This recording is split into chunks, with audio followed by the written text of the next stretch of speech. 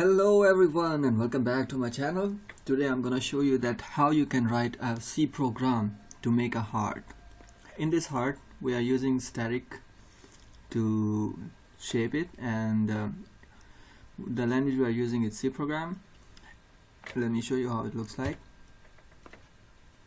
So this is the heart over here, and you can change the name in the center by using this line over here.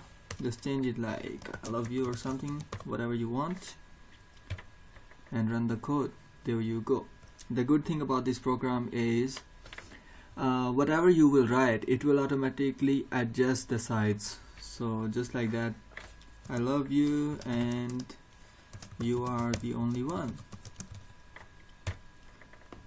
So it will automatically adjust the sizes. And you are mine. How about this? Look, it's automatically adjusting the size, so it's very easy. I hope you will enjoy it. There is one more I will upload soon, so have fun. Until now, take care, bye bye. Thank you for watching.